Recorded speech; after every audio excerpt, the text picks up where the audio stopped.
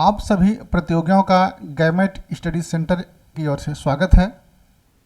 हम लोग UP PGT परीक्षा में इतिहास विषय में आए हुए प्रश्नों पर परिचर्चा कर रहे हैं और आज हम लोग जो वर्ष 2005 के प्रश्नों पर पहुँचे हैं और 2005 में जो प्रश्न आए थे उस पर 2 क्लास कर चुके हैं।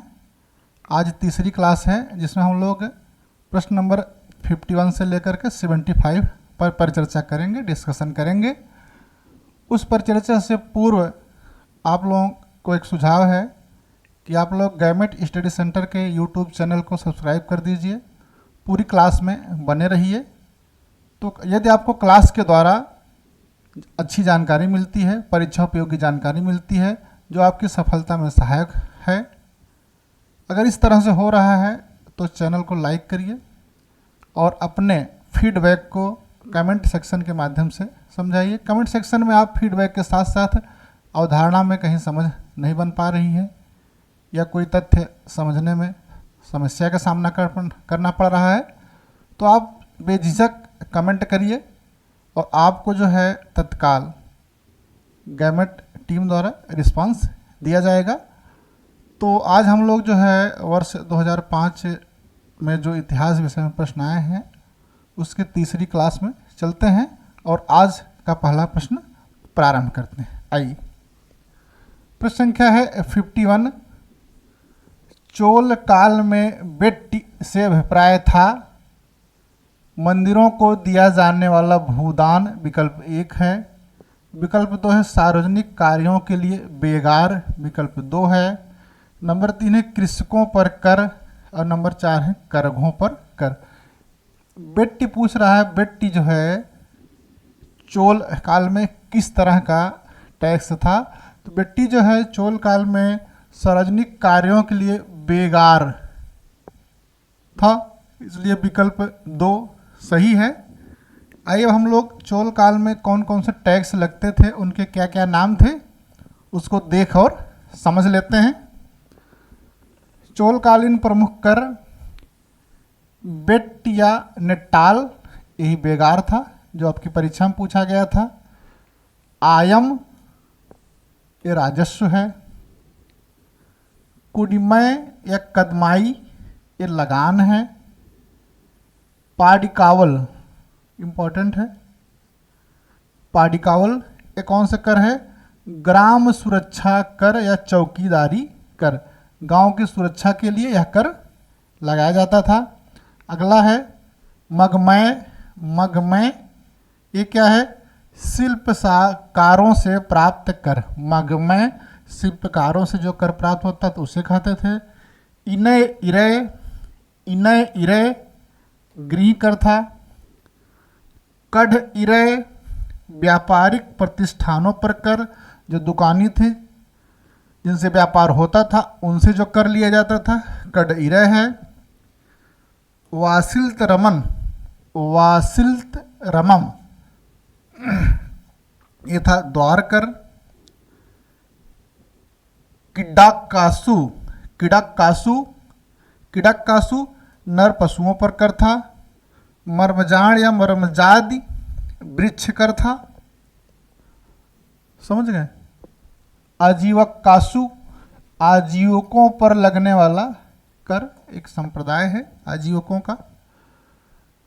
तट्टोपाटम या तटमेली क्या है? तट्टोपाटम या तटमेली स्वर्णकारों पर कर। उपायम नमक कर। इरवयवरी, इरवयवरी ये है वाट माप पर कर। अरिआयम, एरिआयम तालाबों की मरम्मत के लिए कर। इस तरह से हम लोगों ने चोलकालीन प्रमुख करों को देख लिया, किस नाम से जानते थे वो कर वास्तव में थे क्या। आइए अगले प्रश्न चलते हैं।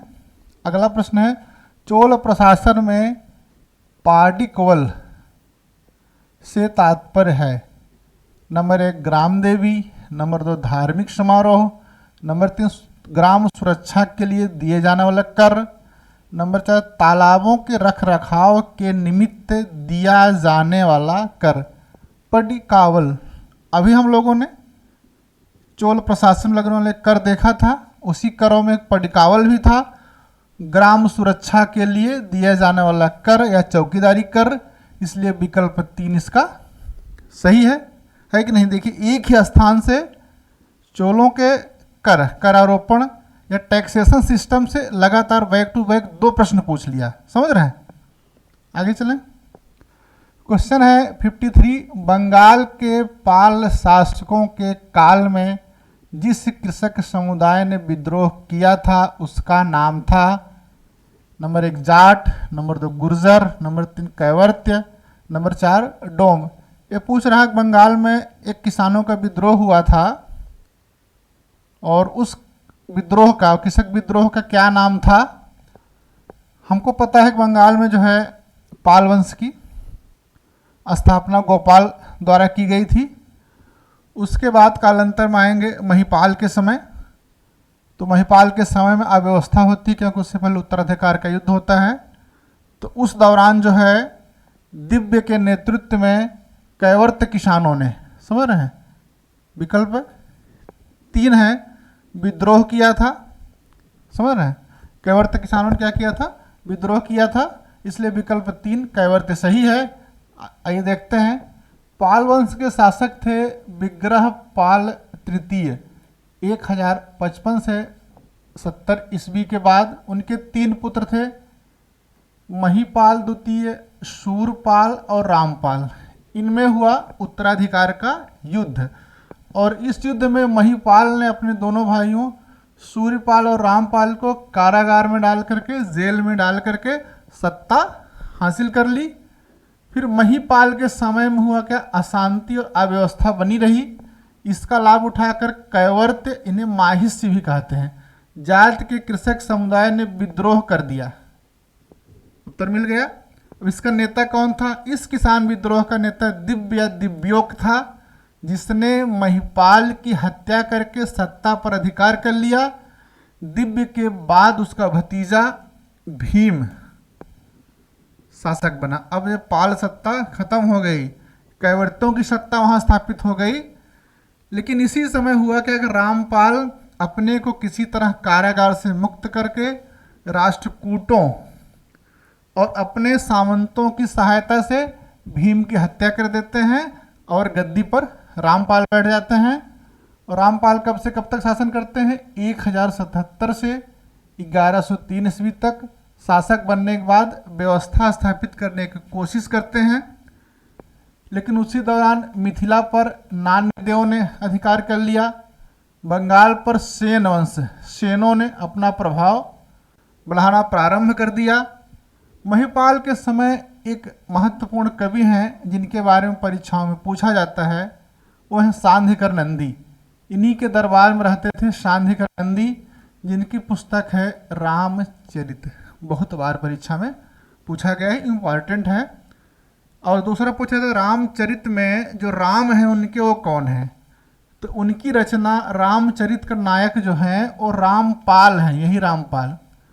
रामचरित के अनुसार रामपाल ने जनहित के अनेक कार्य किए, कृषि की उन्नति के लिए करों को कम किया, और रामपाल ने एक और काम किया था, रामवती नामक नई राजधानी बनाई थी। बंगाल में अगर पूछा जाए रामवती नामक नई राजधानी किसने बनाया था, तो रामपाल ने बनवाया था। उनके दरबार में सांधिकर नंदी रहते थे, जिनकी रचना, प्रसिद्ध रचना रामचरित है। रामपाल अपने मित्र मथन देव की मृत्यु से दुखी होकर मुंगेर के पास गंगा में जल समाधि ले ली। यह पाल वंश का अंतिम प्रभावशाली शासक था। अभी हम लोग गोपाल की बात कर रहे थे, तो ये गोपाल के बारे में है, उन्होंने स्थापित किया था। एक और महत्वपूर्ण गोपाल के बारे में जानिए। उदंतीपुर नामक शिक्षा केंद्र बिहार की स्थापना गोपाल ने ही करवाई थी। हम लोग रामपाल की बात कर रहे थे, लेकिन यहाँ पर स्पेशली जो है संस्थापक के बारे में थोड़ी सी बात। 750 से 770 ईस्वी तक इन्होंने बंगाल में शांति स्थापित की और उदंतीपुर बिहार की स्थापना की। ये परीक्षा उपयोगी तथ्य है। आगे चलिए।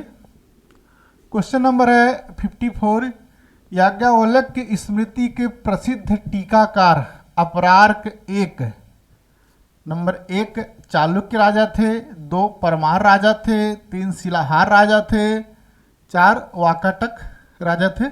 स्मृतियां हमारे पास याज्ञवल्क्य स्मृति, मनु स्मृति, नारद स्मृति ना, उसमें से एक स्मृति की बात कर रहे हैं, याज्ञवल्क्य की स्मृति करें। इसके एक टीकाकार हैं अपरार्क। ये कहाँ के राजा हैं समझ रहे हैं? अपरार्क को आदित्य प्रथम भी कहा जाता है और एक कोंकण के शिलाहार राजा थे। कहाँ के? कोंकण के शिलाहार राजा थे। इसका मतलब इसमें विकल्प 3 शिलाहार राजा सही होगा। आइए अब याज्ञवल्क्य स्मृति के अन्य टीकाकारों को देख लेते हैं। फिर और जो स्मृतियां हैं, मनु स्मृति, नारद स्मृति, इनके टीकाकार कौन कौन हैं उसको देख लेते हैं, क्योंकि परीक्षा में कोई न कोई इस टीकाकार पूछा जाता रहता है। आई याज्ञवल्क्य स्मृति टीकाकार अपरार के आदित्य प्रथम 1170 से 1197 कोंकण के शिलाहार राजा, शिलाहार वंश के शासक थे। याज्ञवल्क्य स्मृति के अन्य टीकाकार हैं विश्वरूप और विज्ञानेश्वर। याद रखिएगा याज्ञवल्क्य स्मृति के 3 टीकाकारों का नाम यहाँ पर अपरार्क है, विश्वरूप है और विज्ञानेश्वर है। अगली स्मृति है मनु स्मृति। मनु स्मृति के टीकाकार कौन कौन है? भारुचि, मेधातिथि, गोविंदराज, कुल्लूक भट्ट। 4 नाम हैं, याद रखना पड़ेगा। भारुचि, मेधातिथि, गोविंदराज और कुल्लूक भट्ट। और नारद स्मृति के टीकाकार कौन है? असहाय। समझ गए? इसको याद रखिएगा क्योंकि परीक्षा में कोई न कोई स्मृति पूछ दी जाती रहती है। चलिए आगे प्रश्न है 55, गोपुरम कहाँ के मंदिरों की विशेषता है? ठीक, नंबर 1 उड़ीसा, विकल्प नंबर 2 तमिलनाडु, विकल्प नंबर 3 गुजरात, विकल्प नंबर 4 उत्तर प्रदेश ना। गोपुरम के बारे में पूछा है। ये गोपुरम जो है मंदिर निर्माण की जो हमारे यहाँ स्थापत्य की द्रविड़ शैली है, इसकी विशेषता है। और इसी गोपुरम को गोपुरा या विमानम भी कहते हैं, समझ रहे हैं? और यह जो है द्रविड़ शैली के मंदिर दक्षिण में पाए जाते हैं। दक्षिण में मुख्यतः तमिलनाडु, आंध्र प्रदेश, कर्नाटक और तेलंगाना में पाए जाते हैं। इसलिए यहाँ विकल्प में देखिए क्या दिख रहा है? तमिलनाडु दिख रहा है, इसलिए विकल्प नंबर 2 सही है। आई समझते हैं गोपुरम होता कैसा है। गोपुरम मंदिर के प्रवेश द्वार पर स्थित एक विशाल प्रवेश स्तंभ है। क्लियर? गोपुरम, इसे गोपुरा या विमानम भी कहा जाता है।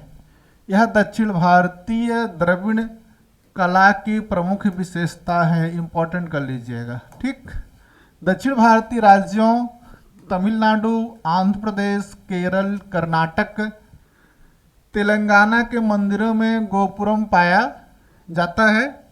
देखिए जो हमारा प्रश्न था उसमें दक्षिण का केवल एक ही विकल्प था, तमिलनाडु, और विकल्प उत्तर प्रदेश था, उड़ीसा था ना, गुजरात था, जो हो नहीं सकता क्योंकि दक्षिण में ही 4 राज्य हैं। 1 2 3 4 5 राज्य हैं जहाँ पर द्रविड़ शैली के मंदिर बहुतायता में पाए जाते हैं। आइए अब गोपुरम होता क्या था? गोपुरम अधिकता आयताकार होते हैं जिसके भूमि तल पर विराट काष्ठ द्वार होते हैं जो अंदर मार्ग प्रशस्त करते हैं। समझ रहे हैं? दरवाजे पर स्तंभ नहीं लगे होते हैं, वही आगे गोपुरम बन जाता है। एवं खूब अलंकृत होते हैं। ऊपर का गोपुरम कई तलों में विभाजित होता है एवं ऊपर जाते समय तंग होता जाता है। इसके सबसे ऊपरी प्रायः ढोलक के आकार का शिखर होता है एवं उसके ऊपर विषम संख्या में कलश लगे होते हैं, मतलब कलश शोभा प्रदान करते हैं। आप जो है इसको दक्षिण के मंदिरों में आसानी से देख सकते हैं। गूगल करिए दक्षिण के मंदिर, आपको गोपुरम की फोटो स्पष्ट रूप से दिखाई पड़ेगी। आइए श्रीरंगम के रंगनाथ स्वामी मंदिर का गोपुरम दक्षिण भारत का सबसे ऊंचा गोपुरम है। इसे राज गोपुरम कहते हैं 56 है, ब्रिटिश सेना में सेवारत भारतीय सैनिकों का पहला सैनिक विद्रोह निम्नलिखित स्थानों में से कहाँ हुआ?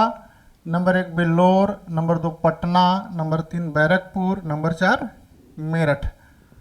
तो पहला सैनिक विद्रोह वह सैनिक जो भारतीय सैनिक जो अंग्रेजों के साथ थे कब किया, यह प्रश्न पूछा जा रहा है। देखिए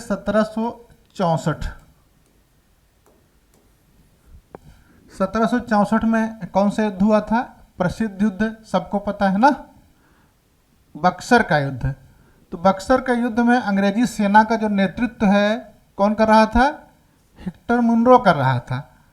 तो उसके साथ में जो भारतीय सेना थी उसकी एक टुकड़ी अंग्रेजों से विद्रोह करके नवाब की ओर आ गई थी। बाद में इनको जो है विद्रोह को दबाया गया इनके, और इनको सजा दी गई। इसके बाद ये बात कहाँ की है? बक्सर की। अब इसमें देखिए 1 2 3 4 में बक्सर कहीं विकल्प में है नहीं। तो होता क्या है कि 1806 में वेल्लोर में, कहाँ पर? वेल्लोर में जब भारतीय सैनिकों को उनकी पगड़ी और तिलक लगाने से प्रतिबंधित कर दिया जाता है, उनके लिए एक हैट की व्यवस्था की जाती है और हैट में जो है चमड़ी लगी होती है, तो उसका विरोध करते हुए विद्रोह करते हैं। तो एक पहला जो है 1806 वाला विद्रोह बेल्लोर हुआ था, इसलिए विकल्प 1 सही है। आइए इस विद्रोह की कड़ी को हम लोग आगे बढ़ाते हैं, बढ़ाते हुए वहाँ तक ले जाते हैं जहाँ पर जो है मेरठ का विद्रोह सैनिक करते हैं, और वह जो है मेरठ में विद्रोह करके दिल्ली को ओर कूच करते हैं और मुगल सम्राट बहादुर शाह से कहते हैं कि आप सत्ता संभालिए, आप विद्रोहियों का नेतृत्व करिए। तो क्रम से एक एक विद्रोह को हम लोग देख लेते हैं। आए, भारतीय सिपाहियों का पहला विद्रोह 1764 ईस्वी तब हुआ जब बक्सर में मीर कासिम के विरुद्ध लड़ते हुए हेक्टर मुनरो की सेना की एक बटालियन नवाब की सेना में मिल गई। इन पर मुकदमा चला और 24 सिपाहियों को तोप से उड़ा दिया गया। ये पहला विद्रोह है बक्सर का। उसके बाद 1806 ईस्वी में बेल्लोर के सिपाहियों ने विद्रोह किया। यह माथे पर तिलक लगाने और पगड़ी बांधने पर रोक लगाई गई थी।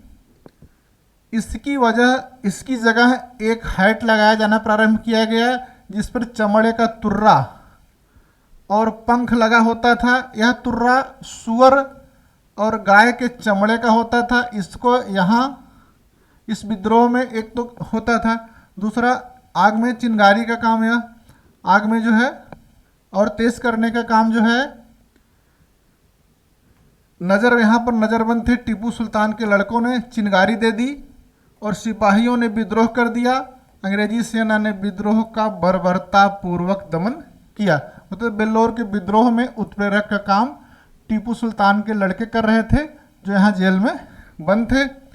सेना में एक अन्य विद्रोह 1824, 1764, 1806, 1824 में हुआ जब बैरकपुर की 46वीं रेजिमेंट, अब बैरकपुर हो गया ना, ये देखिए Buxar B, Vellore B, Barrackpore B चल रहा है, ने बर्मा जाने से इनकार कर दिया क्योंकि हिंदुओं के लिए समुद्र पार जाने का मतलब धर्म नष्ट होना था।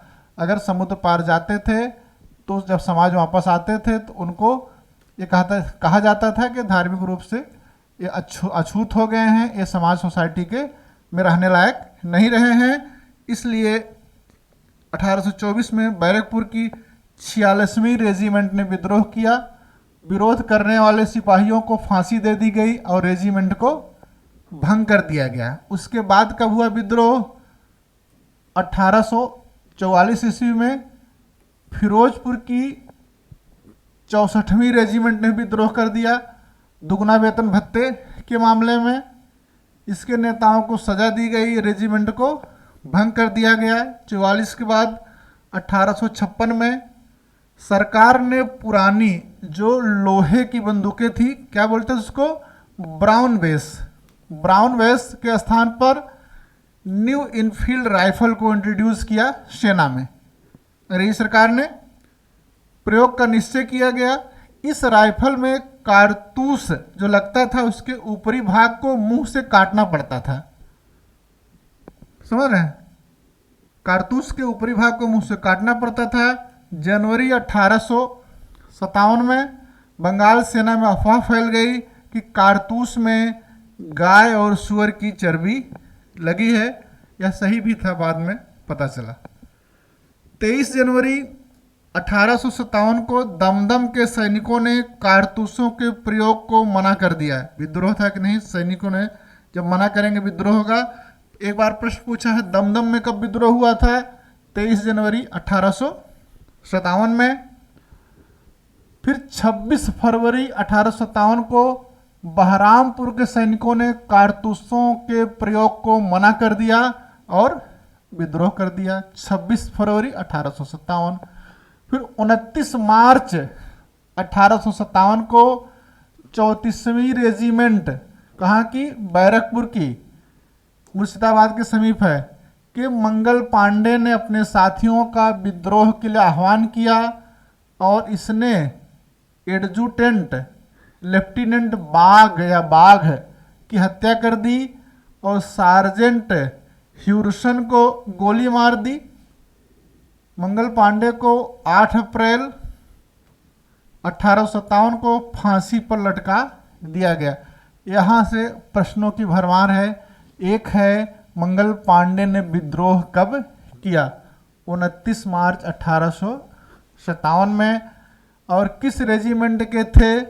34वीं रेजिमेंट, कहाँ की? बैरकपुर की। एक प्रश्न है कि किसको गोली मारी ना? मेजर सार्जेंट ह्यूरन को गोली मारी। और पूछता है कि मंगल पांडे ने किसकी हत्या की? एडजुटेंट लेफ्टिनेंट बाघ की हत्या की। अब आप अलग अलग समझ लिए इस चीज को। हत्या बाघ की है, गोली ह्यूरसन को मारी है, समझ रहे हैं? इसके बाद ये पूछता है कि मंगल पांडे को फांसी पर कब चढ़ाया गया? 8 अप्रैल 1857। ये जो 4 लाइनें हैं ना, यहाँ से 4-5 प्रश्न बनते हैं, इसलिए ये आपके दिमाग में एकदम छपा होना चाहिए, इधर उधर नहीं होना चाहिए।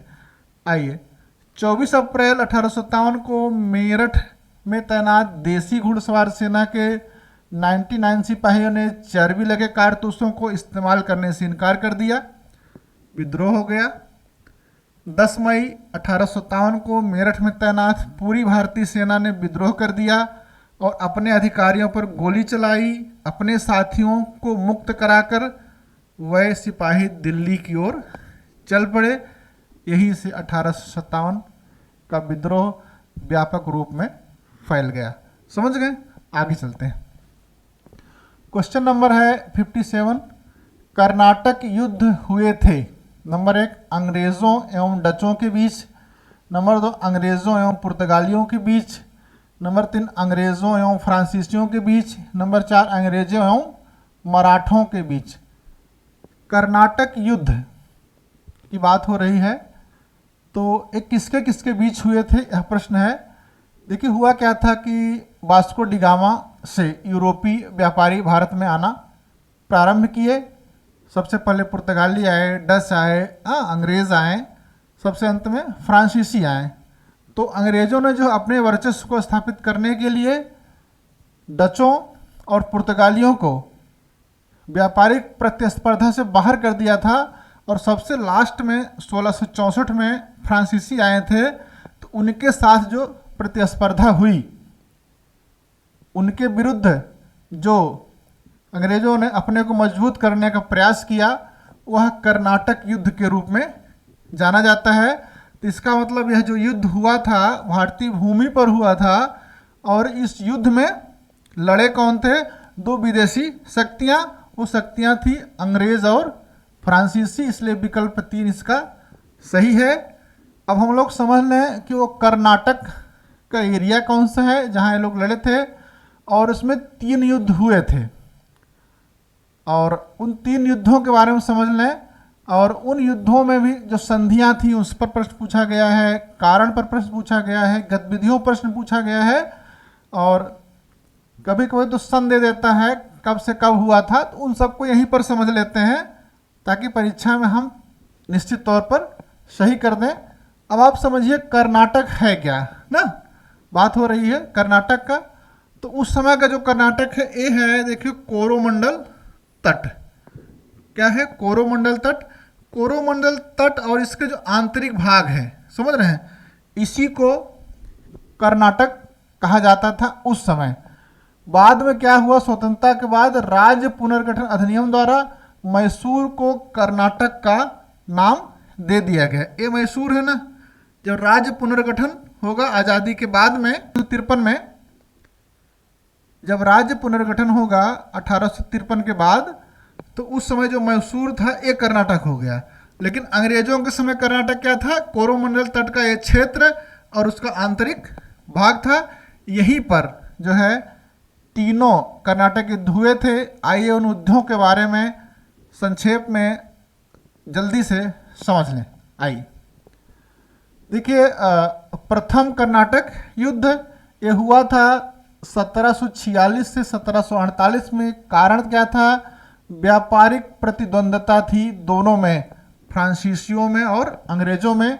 ऑस्ट्रिया का उत्तराधिकार का युद्ध, यूरोप में ऑस्ट्रिया में 1740 ईस्वी में उत्तराधिकार का युद्ध शुरू हो गया था। उस युद्ध में फ्रांस ने एक पक्ष का समर्थन किया, अंग्रेजों ने एक पक्ष का समर्थन किया, फलतः इनके बीच भी युद्ध हुआ। अगला वारनेट द्वारा फ्रांसीसी जहाज़ों पर आक्रमण तात्कालिक कारण था। वारनेट जो है इंग्लैंड से आए थे, उन्होंने कुछ फ्रांसीसी जहाज़ों को जला दिया, तोड़फोड़ दिया, और इससे यह प्रथम कर्नाटक युद्ध प्रारंभ हो गया। इसमें जो है अडियार या सेंट थोमे का युद्ध हुआ जो 1748 ईस्वी में हुआ था। इसके बाद एक्स लासापल की संधि होती 1748 में और प्रथम कर्नाटक युद्ध समाप्त होता है। द्वितीय कर्नाटक युद्ध कब से कब होता है? 1749 से 1754 में। इसका कारण क्या था? एक्स लासापल की संधि इसका कारण था, क्योंकि यथास्थिति की बात की गई जबकि दोनों आगे बढ़ना चाहते थे। हैदराबाद कर्नाटक तंजौर के उत्तराधिकार के मामले में दोनों शक्तियों ने हस्तक्षेप किया। एक पक्ष का समर्थन अंग्रेजों ने किया, एक पक्ष का समर्थन फ्रांसीसियों ने किया। फलतः द्वितीय कर्नाटक युद्ध हुआ। इसमें क्या क्या हुआ था? अंबूर का युद्ध हुआ था 1749 ईस्वी में। त्रिचनापल्ली का घेरा डाला गया 1751 ईस्वी में। अर्काट का घेरा डाला गया था अगस्त 1751 ईस्वी में। त्रिचनापल्ली का घेरा पुनः डाला गया था 1753 ईस्वी में। फिर पांडिचेरी की संधि होती है 1755 में। प्रथम कर्नाटक द्वितीय कर्नाटक युद्ध समाप्त होता है। फिर आइए तृतीय कर्नाटक युद्ध 1756 से 1763 ईस्वी। एक तो पांडिचेरी की संधि की विफलता, पांडिचेरी की संधि विफल होती है। दूसरा सप्तवर्षीय युद्ध होता है 1756 से 1763 में यूरोप की समस्या को लेकर के। उसमें फिर फ्रांस और ब्रिटेन आमने सामने होते हैं, और इसमें होता है फोर्ट सेंट डेविड व तंजौर का घेरा डाला जाता है 1758 में।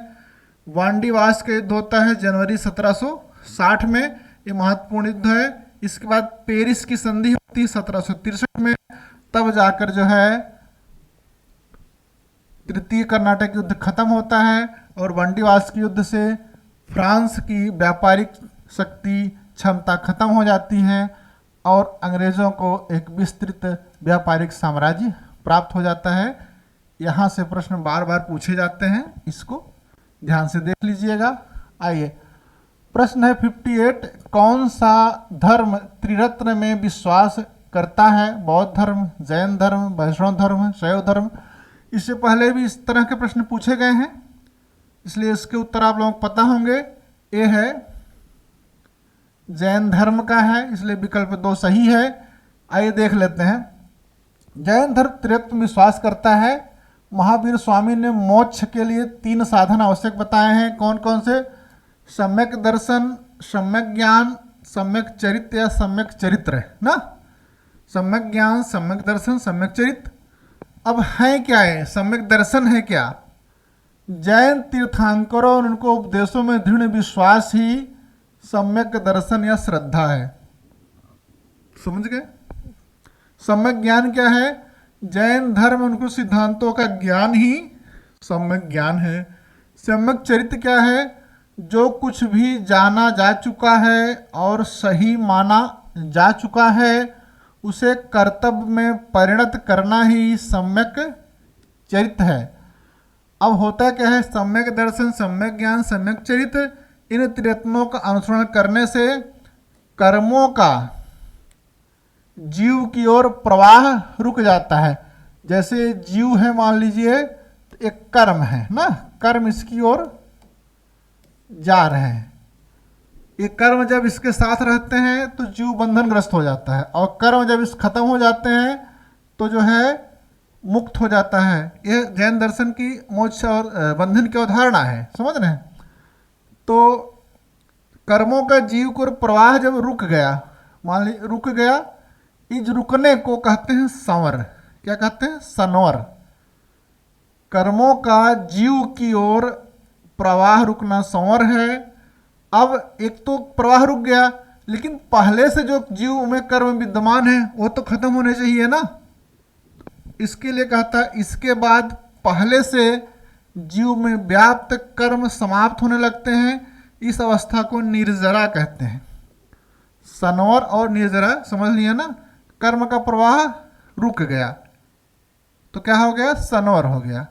अब जीव में पहले से कर्म व्याप्त हैं, अब वो समाप्त हो रहे हैं तो उसको क्या बोलेंगे? निर्जरा बोलेंगे। आगे आइए। जब जीव से कर्म का अवशेष बिल्कुल समाप्त हो जाता है तब मोक्ष की प्राप्ति कर लेता है। इस प्रकार जीव का कर्म से संयोग बंधन है, जीव का कर्म से वियोग मुक्ति या मोक्ष है। ये है जैन दर्शन की, जैन धर्म की बंधन और मोक्ष की अवधारणा। मोक्ष जब मिल जाएगा तब क्या होगा जीव का?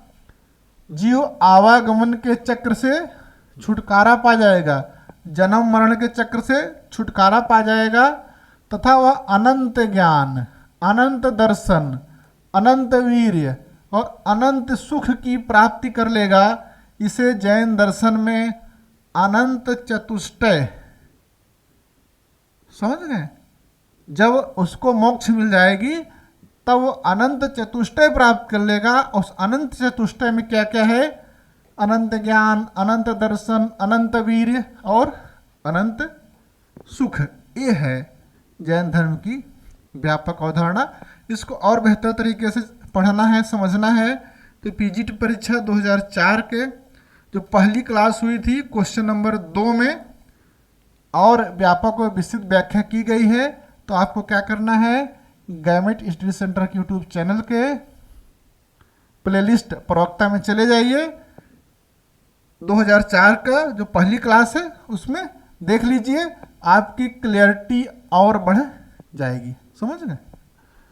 यह जजमानी प्रथा का उल्लेख करने वाले उपन्यास गण देवता की रचना की गई थी। नंबर 1 मुंशी प्रेमचंद द्वारा, नंबर 2 बाल शास्त्री जाम्भेकर द्वारा, नंबर 3 ताराशंकर बंदोपाध्याय द्वारा, नंबर 4 बंकिम चंद्र चटर्जी द्वारा। गण देवता एक उपन्यास है जिसकी रचना किसने की थी ये पूछा जा रहा है, जिसमें जजमानी व्यवस्था के बारे में दिया गया है। यह है एक बंगाल के राइटर हैं ताराशंकर बंदोपाध्याय, जिन्होंने 50 से अधिक पुस्तकों की रचना की है। इसलिए इसमें विकल्प 3 ताराशंकर बंदोपाध्याय सही है, जिन्होंने गण देवता लिखी जिसमें जजमानी प्रथा का उल्लेख है। आगे चलें। प्रश्न है, poverty and un British rule in India नामक पुस्तक के लेखक थे। विकल्प 1 रमेश चंद्र दत्त, नंबर 2 महादेव गोविंद रानाडे, नंबर 3 दादा भाई नौरोजी, नंबर 4 बाल गंगाधर तिलक। इस प्रश्न का उत्तर हमें नहीं देने की जरूरत है, यह प्रश्न का उत्तर आपको पता होना चाहिए, क्योंकि अभी तक हम लोगों ने 5 परीक्षाओं के प्रश्नों पर परिचर्चा की है, उसमें कम से कम 4 बार यह प्रश्न आ चुका है। Poverty and un British rule India के लेखक हैं दादा भाई नौरोजी, जिसमें सबसे पहले ड्रेन थ्योरी दी गई थी ना इसी में। तो आओ देख लेते हैं भाई। धन निकासी का सिद्धांत थ्योरी ऑफ ड्रेन का वर्णन सर्वप्रथम दादा भाई नौरोजी ने अपनी पुस्तक the poverty and un British rule in India में किया।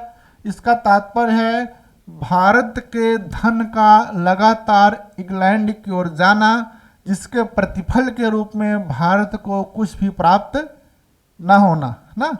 उसके लिए बहुत से साधन से बहुत से तरीके थे, जिसकी चर्चा हम लोग कर चुके हैं। इसको 2 मई 1867 को लंदन में आयोजित ईस्ट इंडिया एसोसिएशन की बैठक में दादा भाई नौरोजी ने अपने लेख इंग्लैंड से डेब्ट टू इंडिया को पढ़ते हुए प्रथम बार धन के निष्कासन की चर्चा की। इसके लिए आपको क्या करना है, गैमेट स्टडी सेंटर के प्रवक्ता जो प्लेलिस्ट है उसमें पीजीटी 2002 के पहले क्लास के क्वेश्चन नंबर 28 को अच्छे से देखिए। आपको इसके संबंध में जितनी भी चीज़ें हैं और क्लियर हो जाएगी। चलिए 61 है अगस्त 1946 में घोषित प्रथम अंतरिम राष्ट्रीय सरकार में निम्नलिखित में से कौन शामिल नहीं था। Number 1 doctor Rajendra Prasad, number 2 doctor S Radhakrishnan, number 3 C Rajagopalachari, number 4 Jagjivan Ram ना। तो 1946 में कैबिनेट मिशन प्लान के अंतर्गत अंतरिम सरकार बनी थी, जिसके जो है उपाध्यक्ष पंडित जवाहरलाल नेहरू थे। उसमें राजेंद्र प्रसाद मंत्री थे। कौन से मंत्री थे? ये खाद्य और कृषि मंत्री थे। जगजीवन राम शिक्षा मंत्री थे। श्री राजगोपालाचारी मंत्री थे। डॉक्टर एस राधाकृष्णन नहीं थे, इसलिए विकल्प 2 सही है इसमें। अब विकल्प का उत्तर तो हम लोग जान लिए, लेकिन और समझ लिया जाए जब 1946 में अंतरिम सरकार बनी थी उसमें और किन किन नेताओं को कौन कौन से विभाग दिया गया था, क्या मुस्लिम लीग इसमें सम्मिलित थी, यदि सम्मिलित थी तो उसके कितने मंत्री बने, इन सबको आइए देखते हैं। कैबिनेट मिशन योजना के तहत 14 सदस्यीय अंतरिम सरकार के गठन का प्रावधान किया गया, जिसमें 6 सदस्य कांग्रेस, 5 मुस्लिम लीग, 1 भारतीय ईसाई, 1 सिख और 1 पारसी से सदस्य सम्मिलित करने का प्रावधान किया गया कि जो 14 रहेंगे उसमें से ये रहेंगे 6 कांग्रेस, 5 मुस्लिम लीग। फलता है 2 सितंबर 1946 को जवाहरलाल नेहरू की अध्यक्षता में 12 सदस्यीय अंतरिम मंत्रिमंडल का गठन हुआ। प्रारंभ में मुस्लिम लीग ने इसमें से भाग लेने से इनकार किया, भाग नहीं लिया। एक प्रश्न बनता है कि अंतरिम सरकार का गठन कब हुआ, यही तारीख रहती है 2 सितंबर 1946, याद रखना ना। प्रारंभ में हुआ क्या कि मुस्लिम लीग बोली हम इसमें सम्मिलित नहीं होंगे, तो कांग्रेस ने क्या किया, अपने मंत्री बढ़ा लिए ना, 6 की जगह 8 कर लिया, कुल कितने हो गए थे, 12 मंत्री बने थे। फिर 26 अक्टूबर 46 को लीग के 5 सदस्यों को अंतरिम मंत्रिमंडल में सम्मिलित होने के कारण कांग्रेस के 3 सदस्य शरद चंद्र बोस, अली जहीर, शफात अहमद को त्याग पत्र देना पड़ा। 3 लोग त्याग पत्र दिए, 2 और ना, तो 5 इनके हो गए। अभी देख लेंगे इनके 5 कौन कौन से हैं। प्रश्न पूछेगा कि कांग्रेस के 3 अंतरिम मंत्रिमंडल में कौन मंत्री थे जो इस्तीफा दिए, तो मुस्लिम लीग के सदस्यों को सम्मिलित किया गया, शरद चंद्र बोस, अली जहीर तथा शफात अहमद। अंतरिम सरकार का जो मंत्रिमंडल है उसमें कौन कौन से विभाग किस किसको मिले थे उसको देख लिया जाए। पंडित जवाहरलाल नेहरू कार्यकारी परिषद के उपाध्यक्ष थे, समझ रहे हैं। विदेश मामले, राष्ट्रमंडल से संबंधित मामले जवाहरलाल नेहरू जी के पास थे। सरदार वल्लभ भाई पटेल गृह सूचना प्रसारण विभाग, रियासत संबंधी सब मामले वल्लभ भाई पटेल को। बलदेव सिंह को रक्षा विभाग मिला। जान मथाई को उद्योग एवं आपूर्ति मिला। सी राजगोपालाचारी को शिक्षा मिला, सी एच भाभा को कारखाने एवं बंदरगाह, राजेंद्र प्रसाद खाद्य एवं कृषि मिला,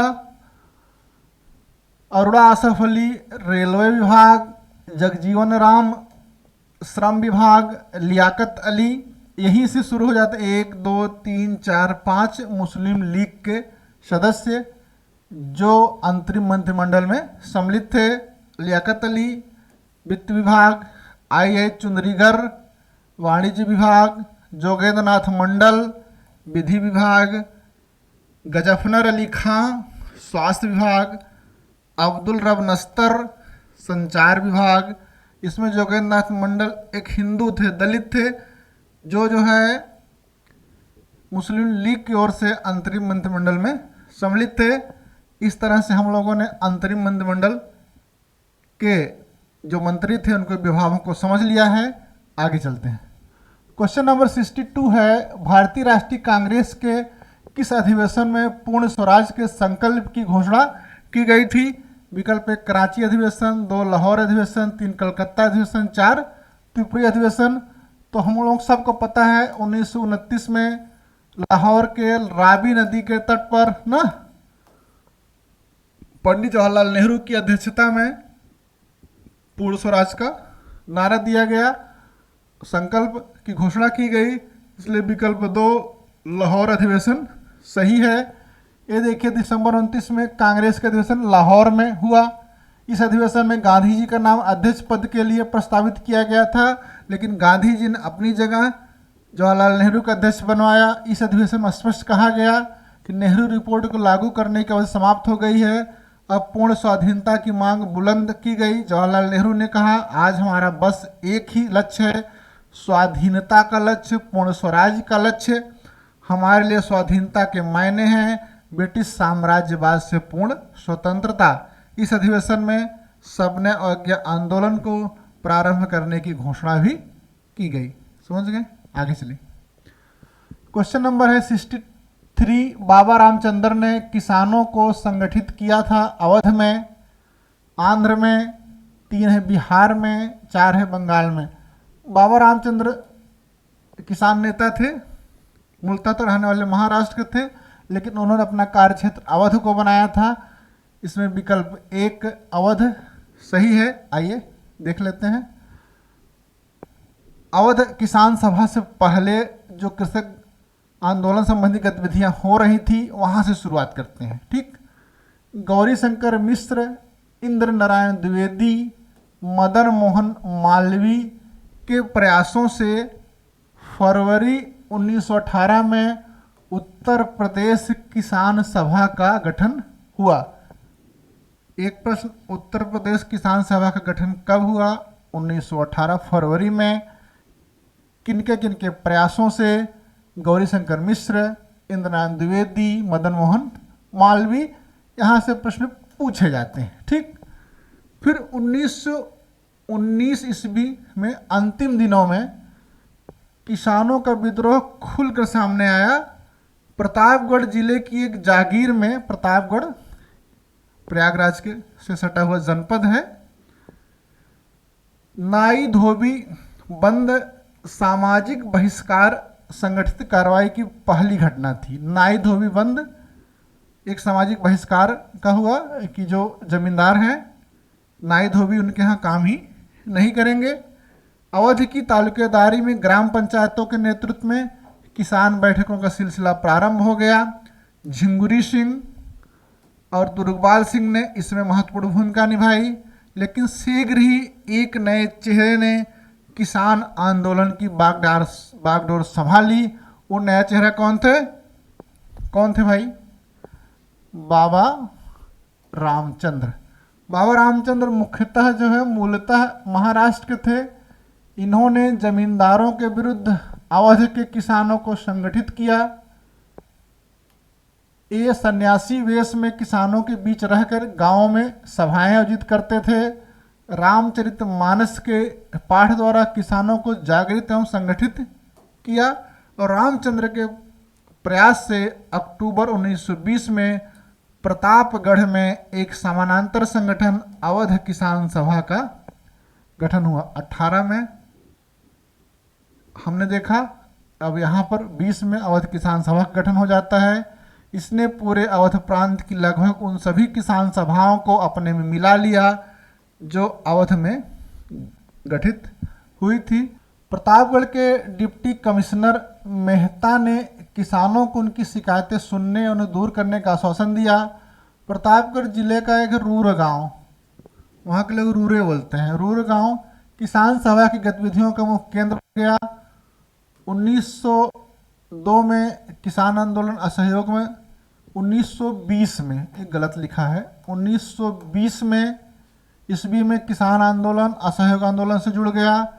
6 जनवरी 1921 को फुर्सतगंज बाजार में, ये रायबरेली में है, किसानों ने जमींदारों की निरंकुशता, बनियों के मुनाफे, अनाज और कपड़े की मूल्य वृद्धि के विरोध में आंदोलन किया।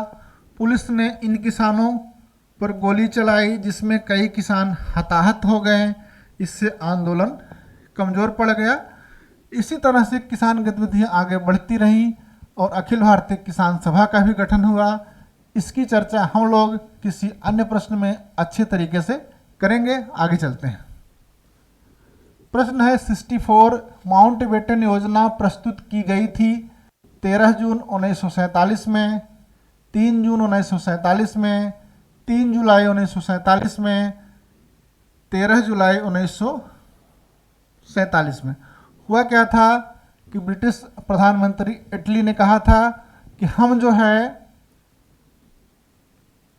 1948 तक जो है भारतीयों को देकर जाना चाहते हैं। इसके लिए उन्होंने क्या किया कि इस प्रक्रिया को आगे बढ़ाने के लिए लॉर्ड बेबल के जगह पर माउंटबेटन को गवर्नर जनरल बना के भेजा गया और माउंटबेटन ने भारत विभाजन की जो योजना प्रस्तुत की उसे माउंटबेटन योजना या मनबाटन योजना कहते हैं। वह जो है 3 जून 1947 को प्रस्तुत की गई थी।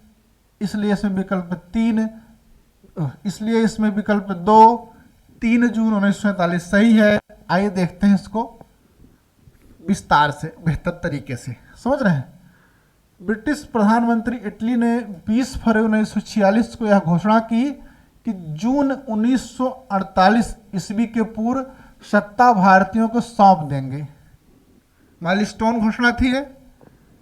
अब सत्ता हस्तांतरण को सुचारू रूप से पूरा करने हेतु इटली ने, प्रधानमंत्री जी ने बेबल के स्थान पर माउंटबेटन को भारत का गवर्नर जनरल नियुक्त किया।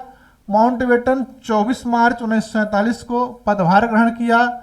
इसी के साथ उन्होंने सत्ता हस्तांतरण के लिए भारतीय नेताओं से वार्ता प्रारंभ की और जब सभी भारतीय नेताओं को सहमत करा लिया तब जो है वह कहाँ चला गया? लंदन चला गया। फिर ब्रिटिश सरकार की अनुमति पाकर 31 मई को वापस आए। कांग्रेस स्थल लीग के नेताओं से वार्ता की। इन नेताओं की स्वीकृति पाकर ब्रिटिश सरकार ने 3 जून 1947, यही तो था ना, कब किया गया ना, भारत विभाजन की योजना प्रस्तुत की। यह माउंटबेटन या मनबाटन योजना के नाम से इसे जाना जाता है। माउंटबेटन योजना क्या थी, इसमें क्या क्या थे, इसको हम लोग देख लेते हैं बिंदुवार। नंबर 1, मुस्लिम बहुल क्षेत्र ये चाहे तो अलग अधिराज्य बना सकते हैं, पर इसके लिए एक नई संविधान निर्मात्री सभा बैठेगी। बंगाल और पंजाब की प्रांतीय विधानसभाओं के 2 पृथक भाग होंगे, पहला। दूसरा, उत्तर पश्चिम सीमा प्रांत में जनमत संग्रह द्वारा यह निश्चय किया जाएगा कि वे पाकिस्तान में मिलना चाहते हैं या नहीं। पश्चिमोत्तर के प्रांतों पर जनमत संग्रह की बात कही गई। असम के मुस्लिम बहुल इलाका था सिलहट जिले में, इसी तरह से जनमत संग्रह की बात कही गई। सिंध और बलूचिस्तान के मामले में संबद्ध प्रांतीय विधानमंडल को सीधे निर्णय लेने का अधिकार दिया गया। पंजाब, बंगाल, आसाम के विभाजन हेतु एक सीमा आयोग के गठन की बात कही गई। रजवाड़ों व देसी रियासतों की इस बात का निर्णय लेना था कि वे भारत में रहना चाहते हैं या फिर पाकिस्तान में। इस तरह से आप देखिए हर बिंदु पर भारत विभाजन की बातें कही गई हैं। माउंटबेटन योजना को कांग्रेस कार्य समिति की 3 जून 1947 ईस्वी की बैठक में स्वीकार कर लिया गया।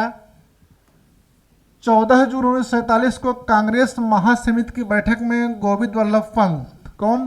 गोविंद वल्लभ पंत ने देश के विभाजन की माउंटबेटन योजना को स्वीकार करने का प्रस्ताव पेश किया। प्रश्न पूछता है माउंटबेटन योजना को स्वीकृत करने का प्रस्ताव किसने पेश किया था? जीबी पंत ने, गोविंद वल्लभ पंत ने। इस प्रस्ताव का समर्थन किया था अबुल कलाम आज़ाद, जो पहले विरोध करते थे, लेकिन समर्थन किया था जो प्रारंभ में बंटवारे का विरोध कर रहे थे। अबुल कलाम आज़ाद ने कहा कांग्रेस कार्य समिति का फैसला सही फैसला नहीं है, लेकिन कांग्रेस के सामने और कोई रास्ता नहीं है। इस प्रस्ताव का विरोध करने वाले नेताओं में थे सिंध कांग्रेस के नेता चौथराम मिटवानी, पंजाब कांग्रेस के अध्यक्ष थे डॉक्टर किचलू, इसके अतिरिक्त थे पुरुषोत्तम दास टंडन, मौलाना हफीजुर रहमान। इन लोगों ने जो है माउंटबेटन योजना का विरोध किया था। कौन कौन? चौथराम मिटवानी, डॉक्टर किचलू, पुरुषोत्तम दास टंडन, मौलाना हजीफुर रहमान। गांधी, नेहरू और पटेल के समर्थन के बावजूद भी कांग्रेस की महासमिति में, समझ रहे हैं, यह जो प्रस्ताव था सर्वसम्मति से नहीं पास हुआ। 108 सदस्यों ने या तो इसके खिलाफ वोट दिए या तो तटस्थ रहे। समझ रहे हैं? अब मुस्लिम लीग में क्या हुआ? मुस्लिम लीग की काउंसिल की बैठक 10 जून 1947 को दिल्ली में हुई और भारी बहुमत से इस योजना को मुस्लिम लीग ने स्वीकार कर लिया। अब इस योजना का जो है पश्चिमोत्तर में क्या प्रभाव पड़ता है? पश्चिमोत्तर सीमा प्रांत, जहां पर जो है खुदाई खिदमतगार के अब्दुल गफ्फार खां, फ्रंटियर गांधी ने पूरी तरह से भारतीय स्वतंत्रता में सहयोग किया था ना, वो धर्म संकट में पड़ गए। अब्दुल गफ्फार खां धर्म संकट में पड़ गए क्योंकि वहाँ की एरिया के बारे में तो जन्म संग्रह की बात कही गई थी कि जनता मुस्लिम ओर जाएगी नहीं जाएगी। तो उन्होंने कहा, मांग की कि अलग पठानिस्तान या पख्तूनिस्तान की योजना के बारे में भी जनमत लिया जाए। यह जनमत ना लिया जाए पाकिस्तान की ओर जाएंगे कि नहीं जाएंगे, यह जनमत लिया जाए कि पश्चिमोत्तर सीमा प्रांत के लोग अलग पठानिस्तान या पख्तूनिस्तान बनवाना चाहते हैं कि नहीं बनवाना चाहते हैं। माउंटबेटन ने इससे इनकार कर दिया। फलतः पाकिस्तान या भारतीय संघ में सम्मिलित होने के बारे में जनमत लेते समय उन्होंने बहिष्कार का नारा दिया। समझ रहे हैं? जब जनमत सर्वेक्षण हुआ तो उन्होंने बहिष्कार किया उसका। लीग ने घोर सांप्रदायिकता का प्रचार कर पश्चिमोत्तर सीमा प्रांत को पाकिस्तान में सम्मिलित कराने का फैसला लिया था। इस पर जो है खान अब्दुल गफ्फार खान ने कहा, कांग्रेस ने मेरे आंदोलन को भेड़ियों के सामने फेंक दिया था। समझ गए? ये खान अब्दुल गफ्फार खान का ही कथन था। पूर्वी बंगाल, पश्चिमी पंजाब, सिंध, बलूचिस्तान और असम के सिलहट जिले ने पाकिस्तान में सम्मिलित होने का फैसला लिया। समझ गए? इस तरह से हम लोगों ने माउंटबेटन योजना को फौरी तौर पर देख लिया है। अगला हम लोगों का प्रश्न है 65। भारतीय राष्ट्रीय आंदोलन पर लिखी गई यंग इंडिया पुस्तक की रचना की गई।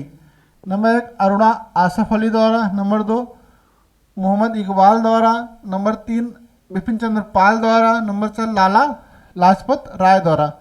यंग इंडिया पुस्तक कह रहा है, एक है यंग इंडिया पत्र।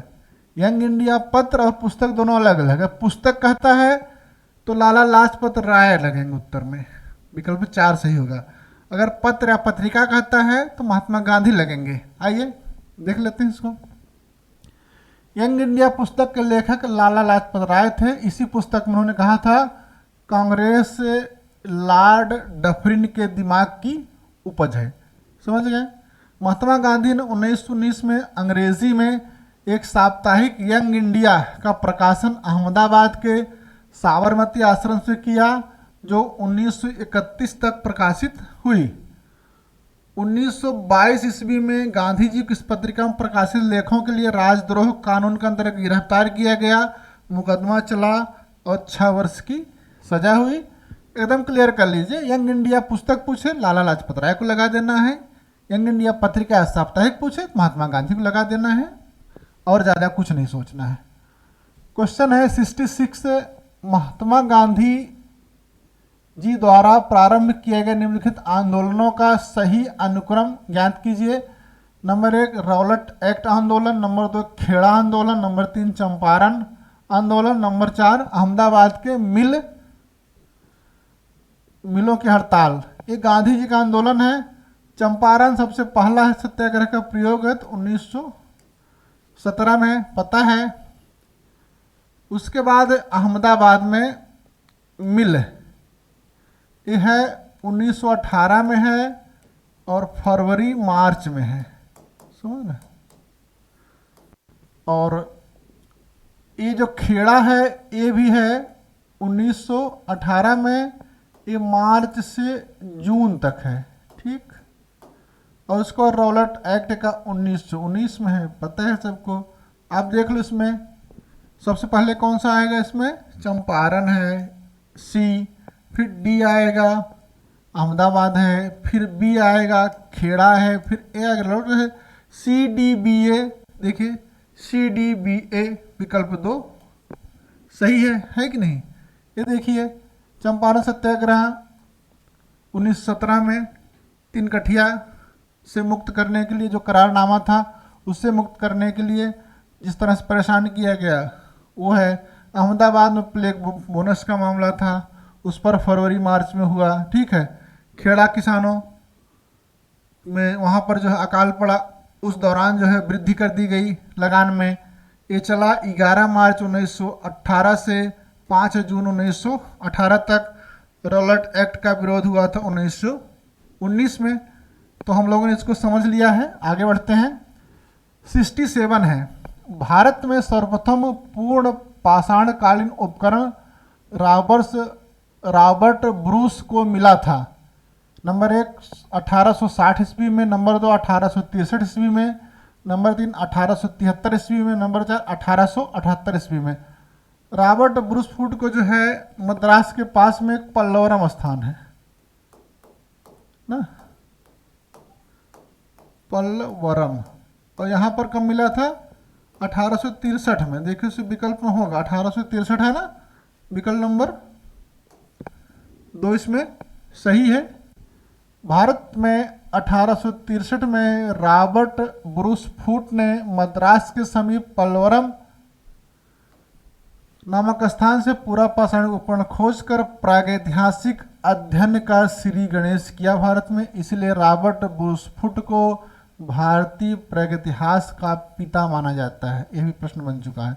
भारत में प्रागैतिहासिक स्थलों को खोजने का कार्य भारतीय पुरातत्व सर्वेक्षण विभाग करता है। भारतीय पुरातत्व सर्वेक्षण विभाग के जन्मदाता अलेक्जेंडर कनिंघम है को माना जाता है, और भारतीय पुरातत्व विभाग के न्यू वायसराय लॉर्ड कर्जन के समय पड़ी। रॉबर्ट ब्रूस फूट 1863 में पल्लवरम में खोजे थे। ये क्लियर हो गया, आगे बढ़े। क्वेश्चन है 68, भारतीय उपमहाद्वीप में धान की खेती का प्राचीनतम पुरातात्विक साक्ष्य प्राप्त हुआ है। नंबर 1 कश्मीर के बुर्ज होम में, नंबर 2 बिहार के चिरौंद में, बिहार में चिरौंद है चिरांद, नंबर 3 गुजरात के लोथल में, नंबर 4 उत्तर प्रदेश के कोलडीहवा में। धान की खेती के देखिए साक्ष्य तो सबसे पहले हैं झूंसी के, उसके बाद है लहुरा देवा के, उसके बाद है कोलडीहवा के ना, कोलडीहवा के। अब इस विकल्प में देखिए झूंसी और लहुरा देवा है नहीं, विकल्प में कोलडीहवा है ना, इसलिए उत्तर प्रदेश के कोलडीहवा विकल्प 4 सही है। आइए इसको समझ लेते हैं। प्रयागराज के झूसी या संत कबीर नगर के लहुरा देवा की खुदाई में मिले पुरातात्विक अवशेषों से पता चलता है कि झूसी में 9000 ईसा पूर्व और लहुरा देवा में 8000 ईसा पूर्व में धान की खेती होती थी। झूसी में 9000 ईसा पूर्व का है, लहुरा देवा में 8000 ईसा पूर्व का है। अब आइए प्रयागराज के देवघाट के पास, देवघाट है, बेलन नदी की घाटी में अवस्थित कोल्डिहवा से चावल का प्राचीनतम साक्ष्य मिला है। यहाँ के बर्तनों की ठीकरों पर धान के दाने, भूसी और पुआल के अवशेष चिपके हुए मिले हैं। यह लगभग 7000 से 6000 ईसा पूर्व का है। ये 9000 का है, ये 8000 का है, ये 7 से 6000 ईसा पूर्व का है। समझ गए? अगर विकल्प में झूसी होता तो हम कोल्डिहवा नहीं मारते, अगर लहुरा देवा हो तो कोल्डिहवा नहीं मारते। और यहीं पर महगरा भी है, वहाँ से भी धान के साक्ष्य मिले हैं। इसी कोल्डिहवा के पास महगरा है। समझ में आया? क्या करना है हमको? चलिए, क्वेश्चन नंबर 69 है, पक्की मिट्टी के बने हल का एक प्रतिरूप प्राप्त हुआ है। नंबर 1 बनावली से, नंबर 2 कालीबंगा से, नंबर 3 राखी गढ़ी से, नंबर 4 रंगपुर से। तो पक्की मिट्टी के कह रहा हल का एक मॉडल, तो ये बनावली से मिला है। समझ रहे हैं? इसलिए विकल्प 1 बनावली इसमें सही है।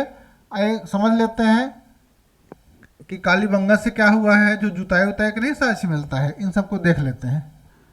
कालीबंगा से बनावली से पक्की ईंट के बने हल का प्रतिरूप मॉडल प्राप्त हुआ है। मोहनजोदड़ो से मिट्टी के हल के खिलौने का प्रारूप प्राप्त हुआ है। समझ गए?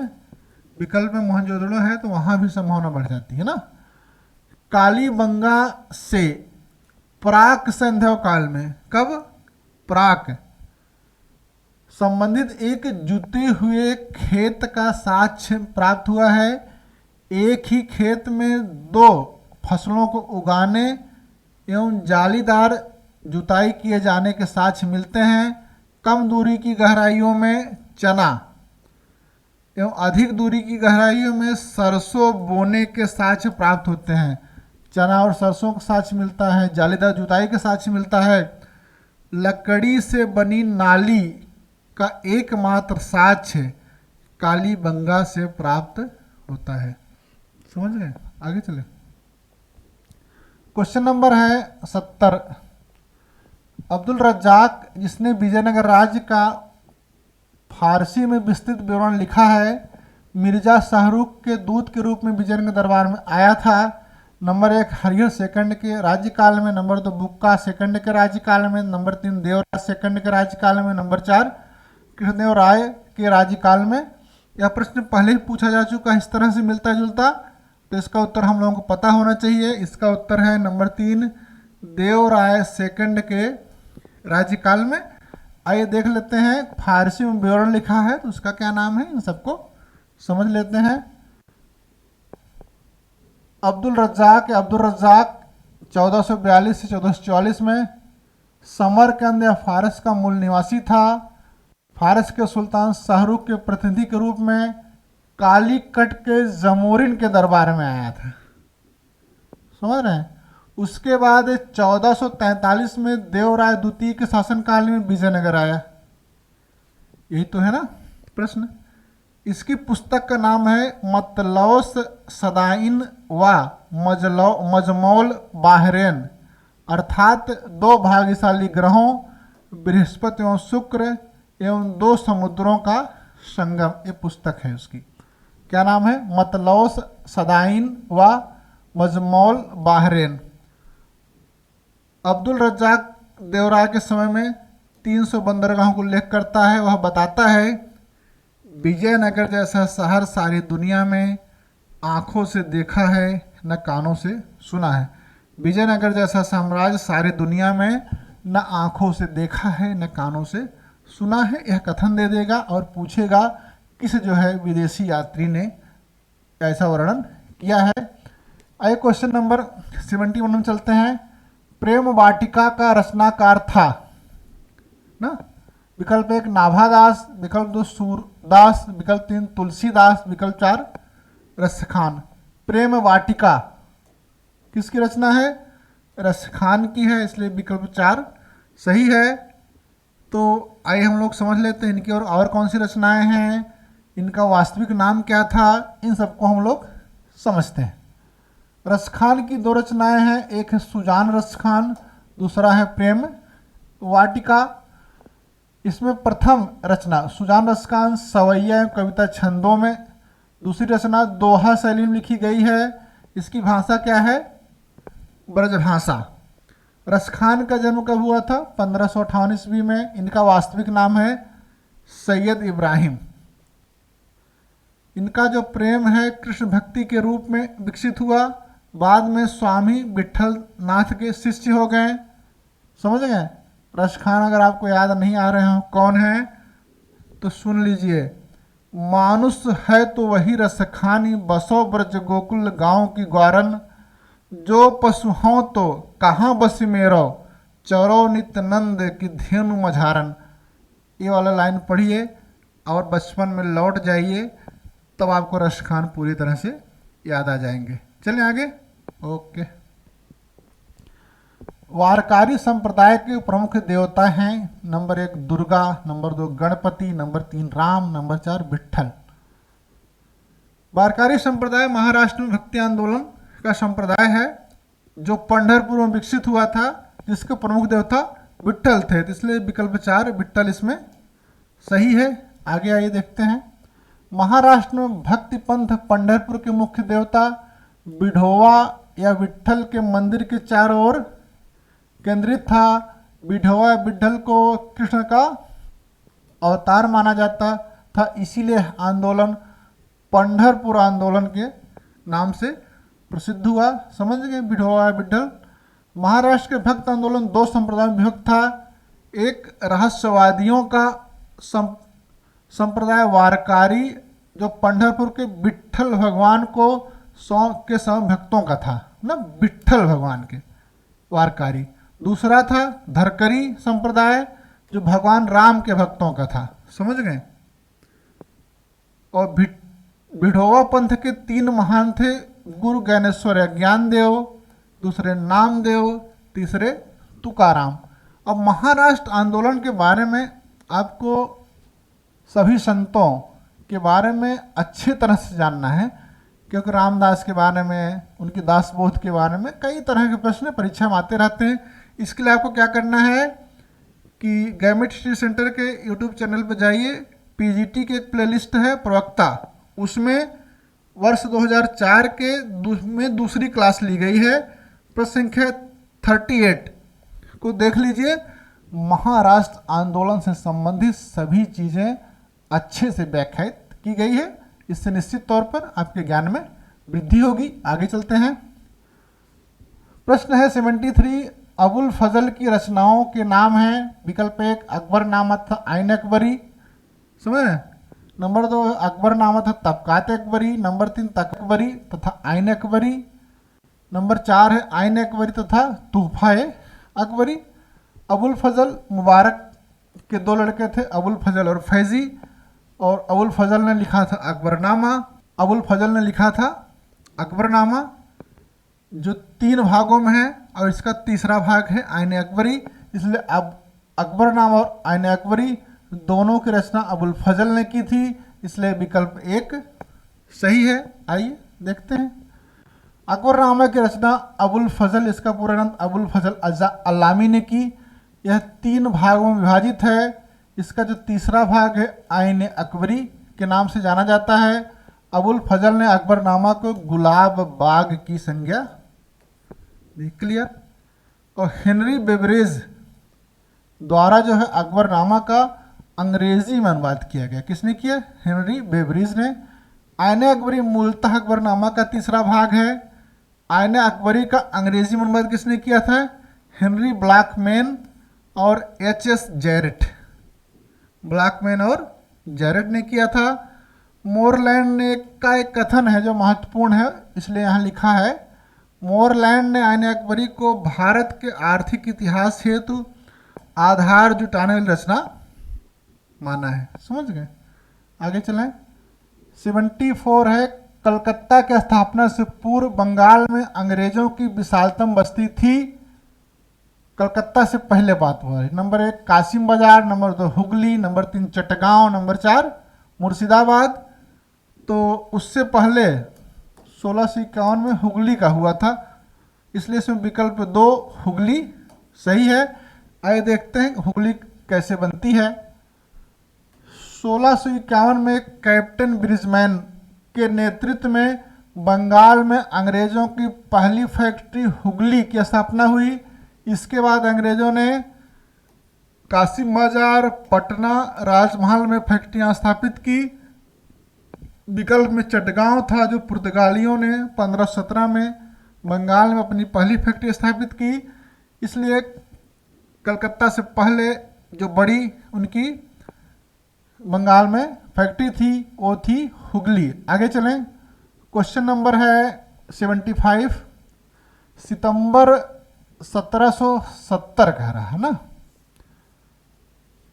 1770 की बात हो रही है कि संधि के द्वारा मीर कासिम ने निम्नलिखित में से कौन से 3 जिले ईस्ट इंडिया कंपनी को सौंप दिए। विकल्प 1 है हुगली, हावड़ा तथा मिदनापुर। विकल्प 2 है ढाका, चटगांव और हुगली। विकल्प 3 मुर्शिदाबाद, बालासोर तथा चंद्रनगर। 3 वर्धमान, मिदनापुर तथा चटगांव। प्रश्न नंबर 75 में ये विकल्प 4 वर्धमान, मिदनापुर और चटगांव सही है। इसको हम लोग समझते हैं। प्लासी के युद्ध के बाद 30 जून 1757 को क्लाइव ने मुर्शिदाबाद में मीर जाफर को बंगाल का नवाब बनाया। इसे प्रथम क्रांति कही गई। इससे न केवल कंपनी बल्कि अधिकारियों को भी लाभ हुआ ना, मीर जाफर ने सबको बांटा मुक्त हस्त ढंग से। कालांतर में मीर जाफर के अंग्रेजों से संबंध अच्छे नहीं रहे, क्योंकि नवाब के प्रशासनिक कार्यों में अंग्रेजों का हस्तक्षेप बढ़ गया। साथ ही मीर जाफर ने चिंसुरा स्थित डचों के साथ मिलकर अंग्रेजों के विरुद्ध षड्यंत्र करने लगा। फिर हुआ क्या, फरवरी 1760 में क्लाइव कुछ महीनों के लिए गवर्नर का दायित्व हालवेल को, जेजेड हालवेल, वही जो ब्लैक होल ट्रेजेडी में बच गए थे, को सौंप कर इंग्लैंड चला गया। हालवेल ने मीर जाफर को पदच्युत करने की योजना बनाई कि हम मीर जाफर को हटाएंगे, ज़्यादा लाभ नहीं मिल पा रहा है। तो फरवरी 1760 को अस्थाई गवर्नर बेंसिटाट और मीर जाफर के जमाता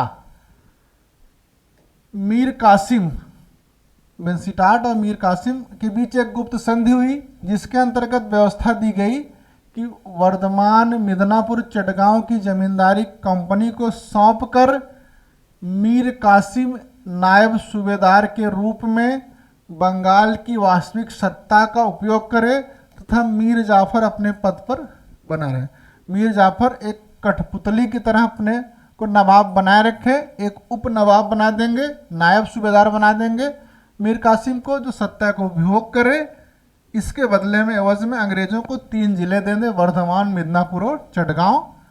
मीर जाफर को संधि द्वारा दी गई व्यवस्था स्वीकार नहीं थी, अतः अंग्रेजों ने मुर्शिदाबाद स्थित मीर जाफर के महल पर अधिकार कर लिया। फलतः मीर जाफर ने अक्टूबर 1760 में अपने जमाता मीर कासिम के पक्ष में पदत्याग दिया। इस घटना को बंगाल की दूसरी क्रांति के नाम से जाना जाता है, क्योंकि इसी घटना के बाद से और लाभ अंग्रेजों को प्राप्त हुए। नवाब बनने के बाद मीर कासिम ने अंग्रेजों को वर्धमान, मिदनापुर, चटगांव के जिले दे दिए। सिलहट के चूने के व्यापार में कंपनी को आधा भाग दे दिया। समझ गए? इस तरह से जो है कंपनी का अधिकार और बढ़ गया। बाद में मीर कासिम जब वास्तविक शासक बनने का प्रयास करता है तो उसको भी हटाया जाता है। तो धीरे धीरे एक प्रक्रिया बढ़ती है और अंग्रेज पूरी तरह से बंगाल पर अपना आधिपत्य स्थापित कर लेते हैं। इस तरह से हम लोगों ने आज जो है यूपी पीजीटी 2005 की तीसरी क्लास को अच्छे से कर लिया है। देखो, आप क्लास करते रहिए, प्रैक्टिस करते रहिए, लेकिन इसके साथ आपके जो पुराने नोट्स हैं और एथेंटिक किताब है उसका रिवीजन मत छोड़िएगा। और इतनी बार आपको रिवीजन करना है कि परीक्षा में अगर आप प्रश्न को देखें तो आप चारों विकल्प पढ़ने की ज़रूरत ही ना पड़े, तुरंत आप सही विकल्प पर जाकर के उत्तर को टिक कर दें और आपको याद आए कि जब हमने पढ़ा था ये पेज में ऊपर है कि नीचे है कि दाएं है कि बाएं है, किधर है। इस तरह से पढ़ाई करिएगा तो सफलता हर युग में, हर कालखंड में वीरों का वर्ण करने के लिए खड़ी रहती है। तो वीरता दिखाइए और सफलता आपका वर्ण करेगी। आप लोग जो है पूरी क्लास में अच्छे ढंग से हमारे साथ बने रहें। आप लोगों को बहुत बहुत धन्यवाद। अगली क्लास हम लोग अतिशीघ्र करेंगे।